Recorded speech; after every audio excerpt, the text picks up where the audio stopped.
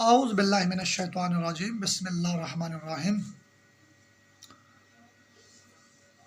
یہ جیسے کہ موضوع چل رہا ہے غفار خان، ہمارے ایک بندے جو ہیں اسلامی گھرانے میں پیدا ہوا، والدین نے مسلمان نام رکھا، پاکستانی تھا اور بمبئی میں ذبح ہوا۔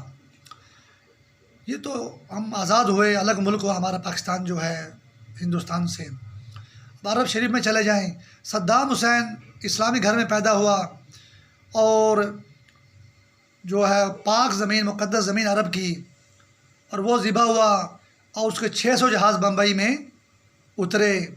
کسی ایک عرب بھائی پر بھی اعتماد نہ کیا کہ اپنے 600 جہاز وہاں اتار لیتا وہ۔ مسلمانوں کو کس طرح بے دردی سے تباہ کیا گیا اور کیا جا رہا ہے۔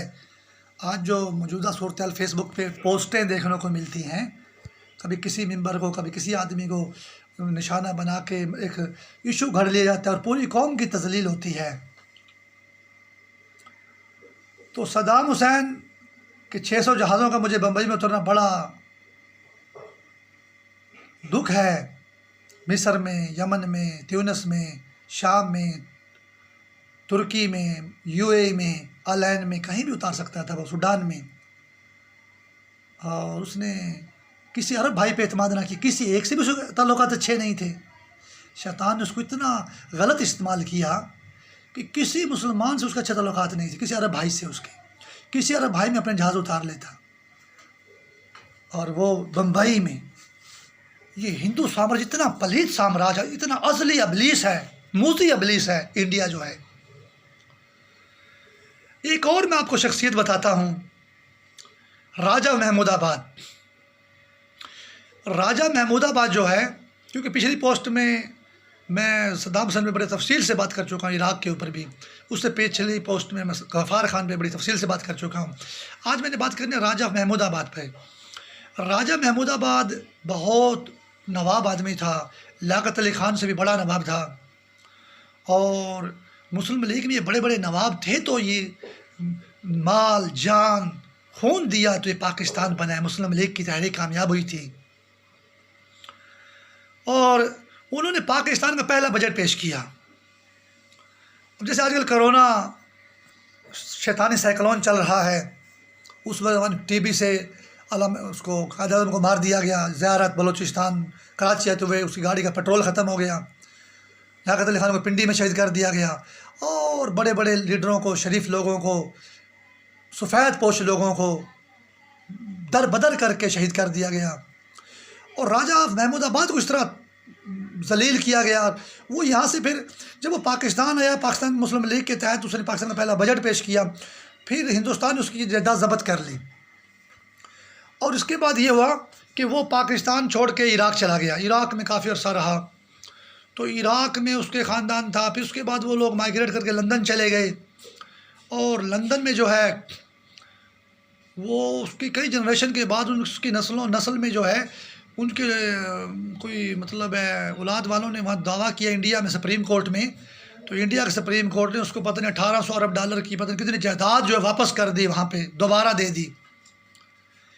یعنی ہندوستان کتنا مردود دشمن ہے پاکستان کا، کہ جس بندے نے پاکستان بنانے میں اپنا سب کچھ قربان کیا، اس کی جائیداد ضبط کر لی، پاکستان میں پہلا بجٹ پیش کیا، پاکستان میں رہنے نہیں دیا اس کو، عراق چلا گیا، لندن چلا گیا، اور لندن سے اسے خاندان کو جائیداد دے کے واپس انڈیا۔ اس طرح پاکستان کا وہ دشمن ہے۔ اور یہ دیکھ لیں، یہ تو نواب اور عظیم لوگوں کی بات ہے، غریب کا کتنا دشمن ہوگا ہندوستان، کم پڑھے لکھے لوگوں کا کتنا دشمن ہوگا ہندوستان۔ ہندوستان مملکت خدا پاکستان کے زمین کے ٹکڑے کا دشمن نہیں، دین اسلام کا بھی دشمن ہے۔ عرب زمین پہ بھی مسلمان محفوظ نہیں ہے، اگر وہ لندن چلا گیا تو لندن میں محفوظ نہیں۔ فرنگی سے بات کر کے کانگریس سے لوگوں کے مسلم لیگ نے پاکستان بنا لیا، عوام کو کیسے گمراہ کیا جاتا ہے۔ ہندوستان کو توڑ دیا، یہ غدار لوگ ہیں، اکھنڈ بھارت کو توڑ دیا، پوری مسلم لیگ غدار ہے۔ اتنا مردود ہے انڈیا، اتنا مردود ہے بمبئی کی کنسپائریسی تھیوری۔ اور وہ فرنگی کے ملک میں چلا گیا راجہ محمود آباد، وہاں سے اس کو جائیداد دے کے واپس انڈیا لے آئی۔ اور یہ بمبئی کی کنسپائریسی تھیوری ہے کہ صدام حسین جو عرب سے تعلق رکھتا تھا، وہ کسی عرب بھائی ملک میں اس کو جہاز اس کے اثاثے نہیں رکھنے دیے، بمبئی میں اتارے گئے۔ اور یہ جو کراچی کا الطاف حسین بنایا گیا، یہ تو تھا بھی ادھر بہاول نگر کا، اور اس سے ہمارے پاکستان کا پتہ انڈیا سے آیا تھا۔ تو یہ آدمی جو ہے یہ لندن میں ہے اور عیش کر رہا ہے، اور صدام اور اس کے بیٹے قصے حسین کو بے دردی سے عراق میں مار دیا گیا۔ تو پاکستان کا معاشی ہب تھا کراچی جو ہے، یہ بمبئی نے جو ہے نا تباہی کی ہے کراچی کی جو ہے۔ اور صدام حسین اگر 6 جہاز اتار رہا ہے اس میں یہ بمبئی میں، تو یہ اس کی بھی الطاف حسین بھی پھر بمبئی سے تو باہر نہیں ہے، کیونکہ کراچی میں سارے پاکستان کے لوگ رہتے ہیں، اور جتنے ہندوستان سے مسلمان آئے سب کی نمائندگی کراچی تھا۔ کراچی میں تو مسلم لیگ ہونی چاہیے تھی، پی پی ہونی چاہیے تھی، کوئی بھی وفاقی جماعت ہونی چاہیے تھی۔ یہ لسانی پارٹی بنا کر، علاقائی پارٹی بنا کر کراچی کے ساتھ ظلم کیا گیا، پاکستان کے ساتھ ظلم کیا گیا، اور وہ لندن میں الطاف حسین کو بٹھا دیا گیا۔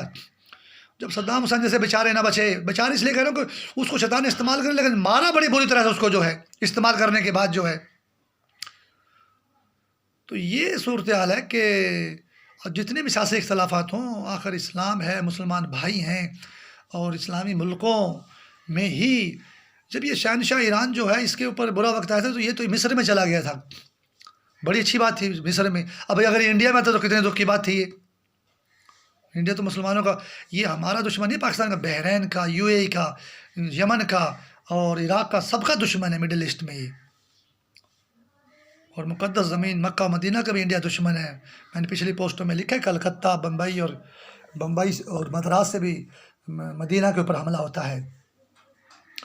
تو راجہ محمود آباد کا یہ جو ریورس گیئر ہوا، تو یہ پورے پاکستان کے خلاف اس طرح گہری اور مردود سوچ ہے ہندوستان کی۔ اللہ تعالیٰ پاکستان کو محفوظ رکھے، اور ہم ان سازشوں کو سمجھیں، اور پاکستان کی عوام اور فوج ایک چیز ہے، پاکستان کی عوام اور فوج زندہ باد، اور اسلام زندہ باد، تمام اسلامی ملک زندہ باد۔